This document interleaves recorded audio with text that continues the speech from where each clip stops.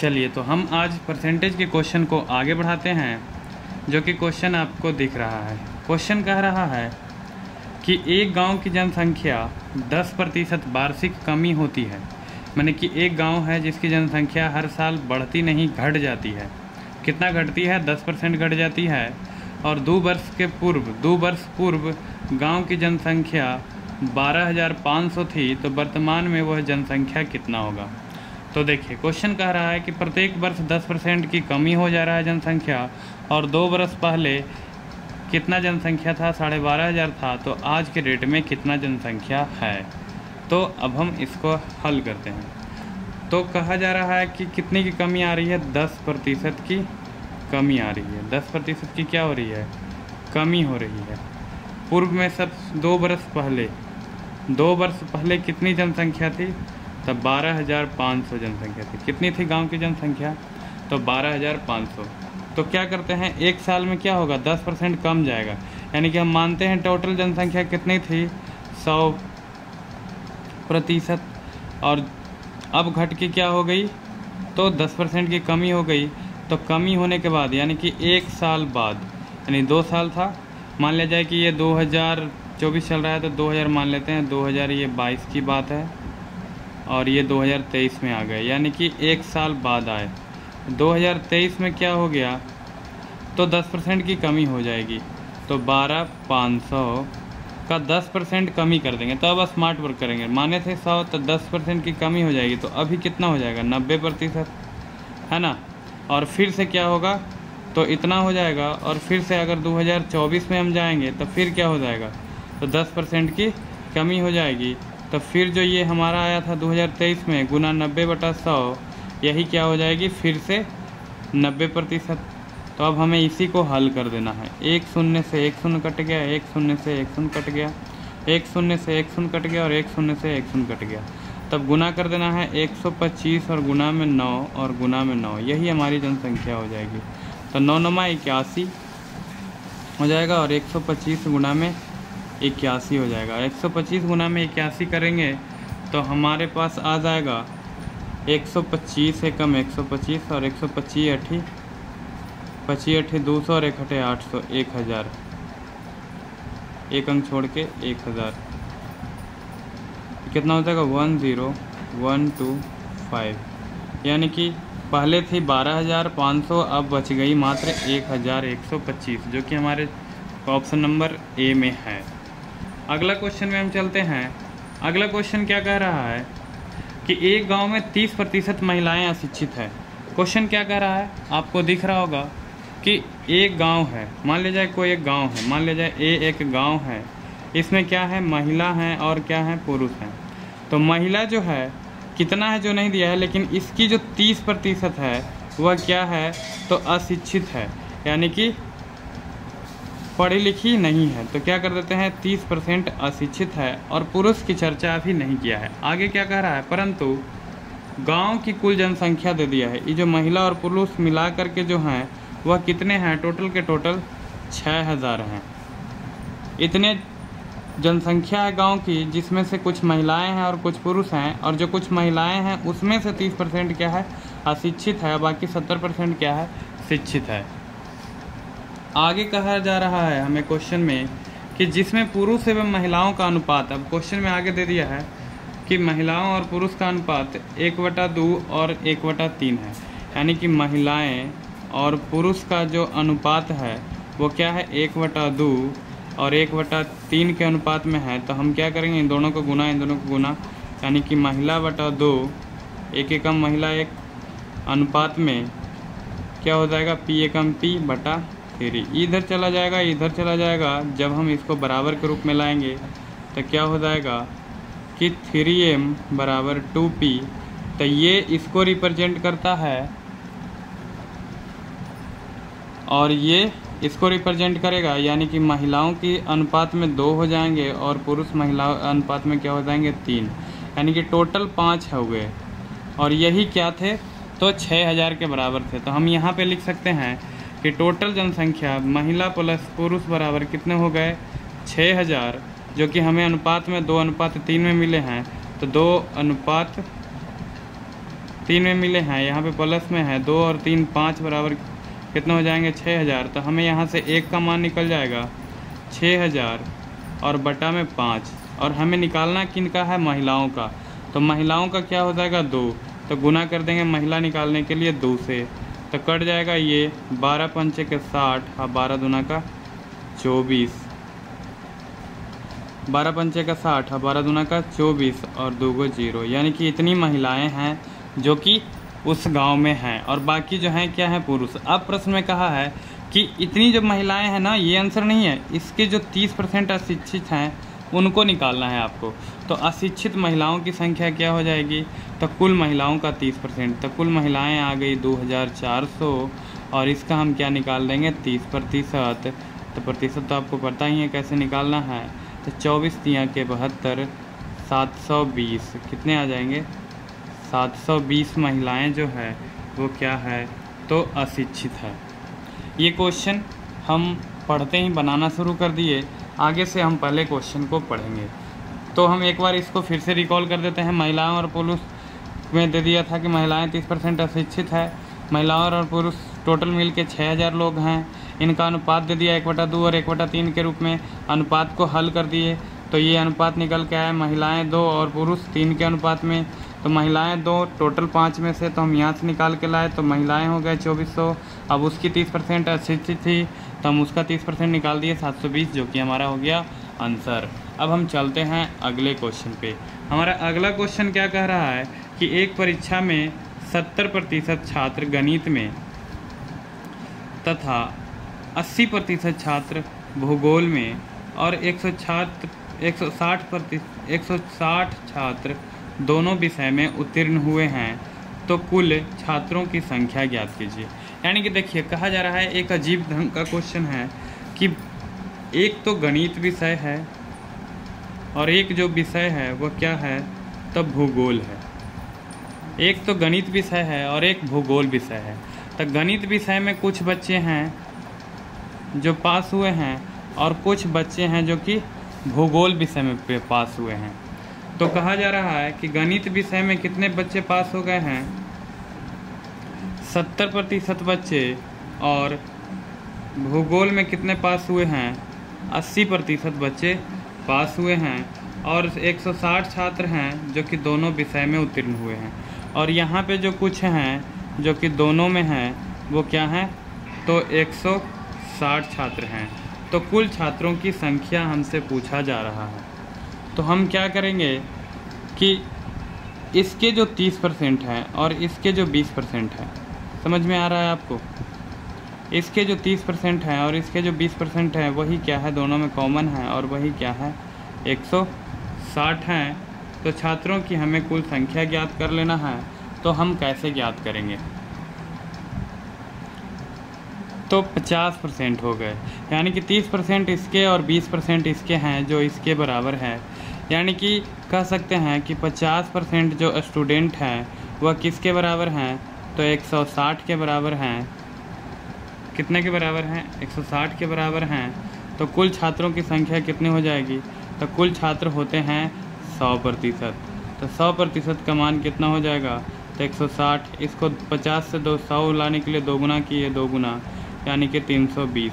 बहुत ही आसान सा क्वेश्चन था, एक बार फिर से देख लेते हैं। कहा गया था कि गणित में 70% छात्र पास होते हैं और भूगोल में 80% छात्र पास होते हैं। तो देखिए कोई भी परीक्षा होता है उसमें 100% का होता है। अब 100% में 70 ये पास कर रहे हैं, 80 ये पास कर रहे हैं, तो हम मान लिए कि 100 और 100 क्या हो गए, 200 हो गए ना, 2 से गुना कर दिए। तो 70 इसमें से पास हो रहे हैं और 80 इसमें पास हो रहे हैं।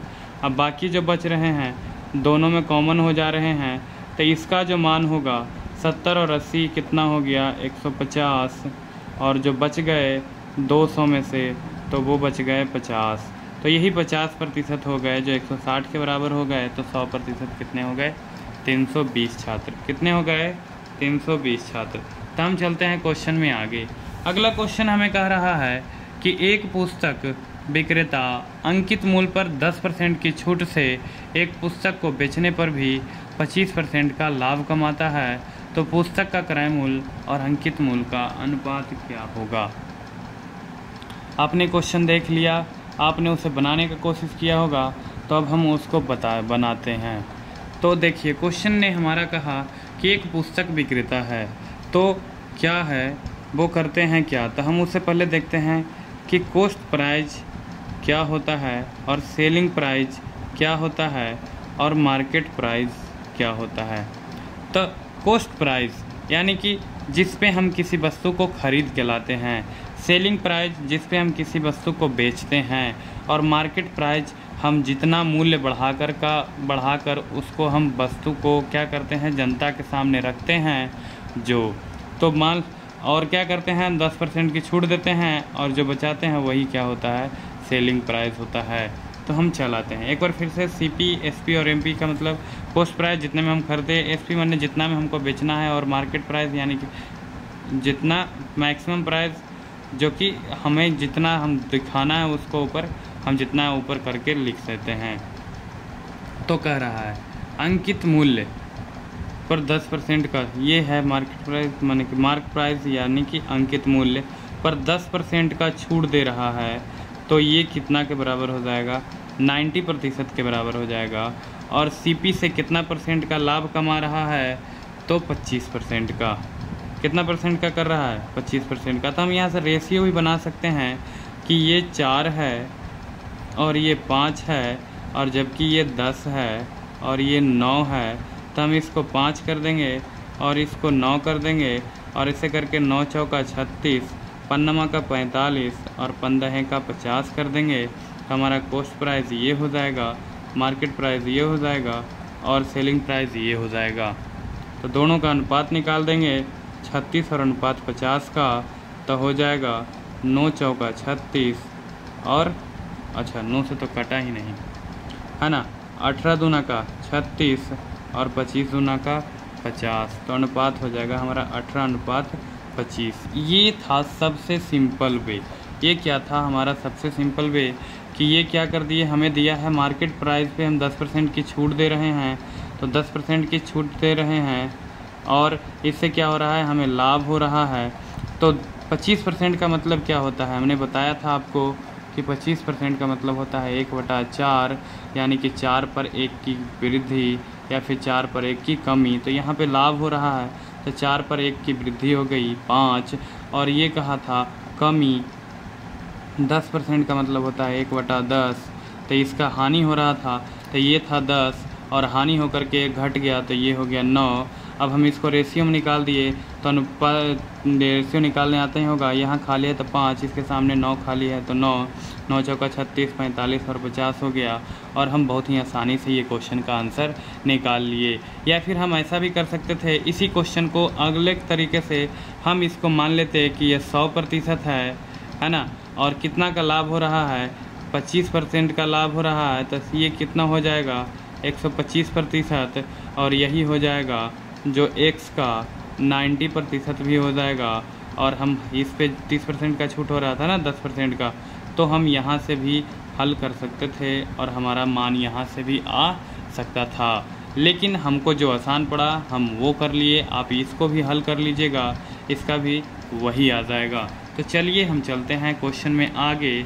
अगला क्वेश्चन हमें कह रहा है कि ए के 12 पेन का क्रय मूल्य 8 पेन के विक्रय मूल्य के बराबर है। ऐसा क्वेश्चन तो आपको देखने को हमेशा ही मिलता है। क्या देखने को मिलता है कि 12 पेन का क्रय मूल्य है जो 8 पेन के विक्रय मूल्य के बराबर है। मैंने सेलिंग प्राइस और कॉस्ट प्राइस का मिक्स क्वेश्चन, सेलिंग प्राइस और कॉस्ट प्राइस का मिक्स क्वेश्चन, इसमें गड़बड़ाना नहीं है, सीधे जो बोला है वही लिख देना है कि 12 पेन, कितने पेन, 12 पेन का क्रय मूल्य लिख दिए बराबर 8 पेन का विक्रय मूल्य के बराबर है, लिख दिए जो कहा था। तो हमको पता है ई इसको रिप्रेजेंट करता है और ई इसको रिप्रेजेंट करता है, तो काट देंगे 4 दूना का 8 और 4 तिहाई का 12 कट गया, तो क्या हो जाएगा सीपी हमारा 2 हो गया और एसपी हमारा 3 हो गया। ऐसे 8 और 12 भी रखते कोई फ़र्क नहीं पड़ने वाला था। अब क्वेश्चन क्या बोला है, तो लाभ का प्रतिशत बोला था, तो हमारा कॉस्ट प्राइस ये है, सेलिंग प्राइस ये है, तो 1 की वृद्धि हो गई कितने पे, 2 पे, 2 से 3 हो गया ना, गुना में प्रतिशत निकालना है तो 100 कितना बार में कटेगा, 50। और ये तो 50% की फ़ायदा हो गया। कितना प्रतिशत का फ़ायदा हो गया, 50% का। बहुत ही आसान था, जैसा बोलेगा वैसा लिख देंगे और काट छाट के जो आएगा हल कर लेंगे। बहुत ही सिंपल होता है। देखिए अगला क्वेश्चन क्या कह रहा है कि दो संख्याएं तीसरी संख्या से क्रमशः 20% और 28% छोटी है, दूसरी संख्या पहली संख्या से कितनी छोटी होगी। इतनी बात है, दो संख्याएं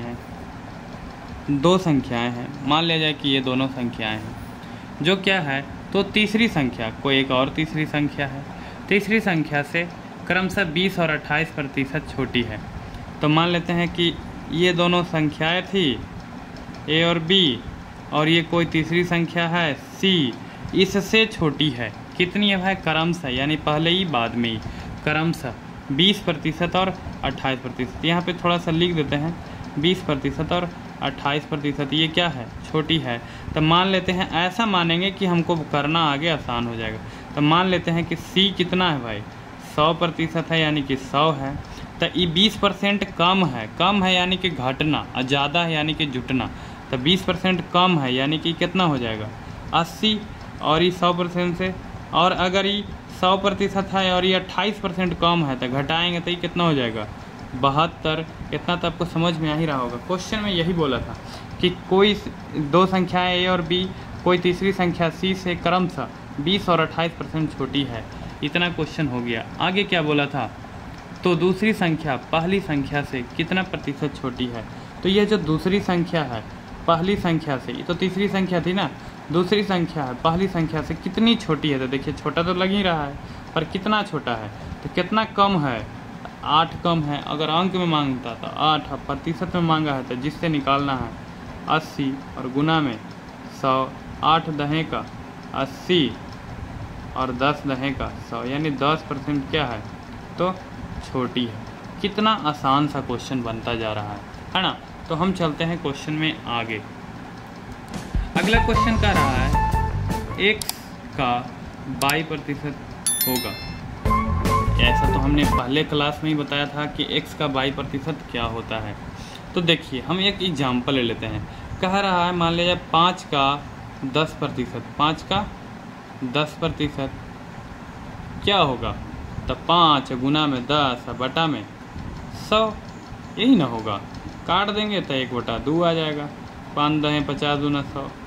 वैसे ही x का 22% का मतलब बटा में 100, यही हमारा क्या हो जाएगा, आंसर।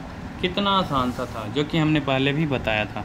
अगला क्वेश्चन हमें कह रहा है कि किसी संख्या के 30% को 49 में जोड़ने पर वही संख्या प्राप्त हो जाती है। ला कहा जा रहा है कि कोई भी संख्या है ना जिसके 30% है ना, उसको अगर हम 49 में जोड़ते हैं ना तो वही संख्या प्राप्त हो जाता है।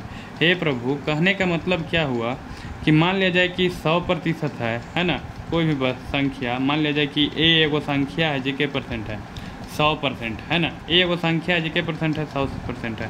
कह रहा है इसका जो 30% है ना प्रभु, यानी कि जो 30% है ना वह किसके बराबर है, तो किसके बराबर है, जो नहीं जुड़ लिए, इसमें अगर हम 49 जोड़ देते हैं ना तो वही वाला संख्या प्राप्त हो जाता है। कौन वाला, ए, यानी कि ए का 30% है, जो कितना ए प्राप्त हो जाता है। तो सोचिए कि 30% है और ये कितना होता है 100%, तो ये वाला कितना परसेंट होगा। सिंपल सा सोच लीजिए आप कि ए है जो 100% है, ओकर 30% है और प्लस में हम 49 जोड़ रहे हैं तो ए आ रहा है, तो ये कितना परसेंट होगा। सीधा बात है कि 30% है तो ये कितना परसेंट होगा, 70% होगा। 70 और 30 100, तो बन गया।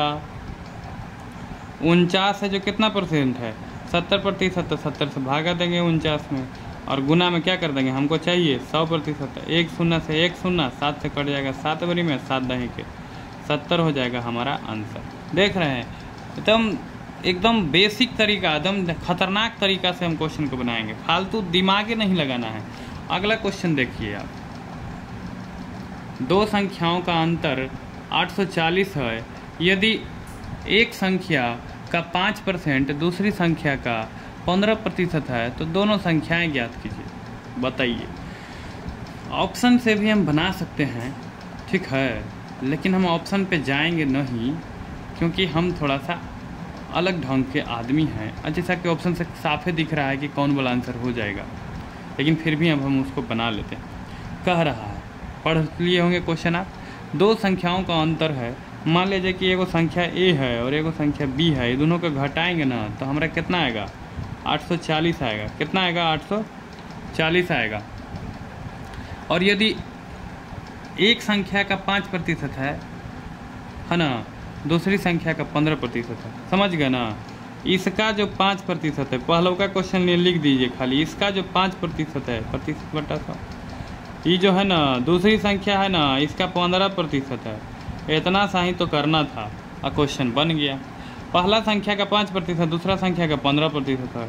1 0 से 1 0 कट गया, 1 0 से 1 0 कट गया है, कैसे काट दिए, तो ये बटा में है, उन्हें जाके क्या हो जाएगा, गुना में, और ये क्या हो जाएगा, कट जाएगा। तो वही इसको अभी यहाँ मैंने अब यहीं से काट दिए, कट गया, यहीं से काट दिए, गुना में होने जाकर भागा में, 5 से के बारी में कट जाएगा, 3 बारी में, यानी कि ए बराबर कितना हो गया, 3b। यानी कि अब ऑप्शन आप देख सकते हैं कि ए होगा जो बी के 3 गुना होगा। तो देखिए ऑप्शन 1 नंबर वाला अगर आप देखिएगा तो आपको दिख रहा होगा कि ऐसा है ये नहीं है, दिख रहा है ना, 1000 और 1800 है, 3 गुना है नहीं है। तो देखिए बी नंबर ऑप्शन है ना, जो 3 गुना है ना, साथ ही दिख रहा है, तो क्वेश्चन नंबर क्या हो गया, बी हो गया। ऑप्शन बराबर क्या हो जाएगा, आंसर बी, 1260 और 420। कहिएगा नहीं भैया आप इसको बना के दिखाइए, तो चलिए वो भी बना देते हैं। अब कह रहा है कि ए बराबर क्या हो गया, 3b। तो ए की जगह पर क्या लिख देंगे, 3b लिखेंगे ना जी, लिखेंगे ना, तो क्या हो जाएगा 3b, अब माइनस में b, अब बराबर में 840। ही ना कहा था, दोनों का अंतर 840 है, तो ही ना कि ए बराबर 3b आया, तो ए की जगह पर 3b, तो 3 में से एक हो गया 2 b बराबर कितना हो गया, 840। 2 से इसको काटेंगे, 4 दूना का 8, 2 दूना का 4, 420। बी का मान देखिए 420 है, ऑप्शन नंबर बी आंसर हो गया ना। तो आप यहाँ से भी आंसर निकाल सकते थे, अरे एगो 3 गुना है तो हो गया काम। आगे चलाते हैं अगला क्वेश्चन में। ऐसे 22 मिनट हो गया, अब अगले वीडियो में मिलेंगे। Thank you. अगर आपको वीडियो अच्छा लग रहा हो तो आप हमारे वीडियो को शेयर करें। वीडियो देखने के लिए बहुत बहुत धन्यवाद, और अपने दोस्तों को भी शेयर करें, बहुत ही बेसिक तरीके से मैथ को पढ़ने के लिए। हम हैं आपके प्यारे काजू भैया। आप हमारे चैनल पर लगे रहें और हमारे द्वारा दिए गए लाभ को अपने दोस्तों के साथ शेयर करें, ताकि वो आने वाले किसी भी वनडे एग्ज़ाम को ऐसे ही क्वालिफाई कर दें। मैथ और रीजनिंग और जीके जीएस के लिए आप चिंता नहीं लीजिए, हम हैं ना, तो चुटकी में सब हल होगा।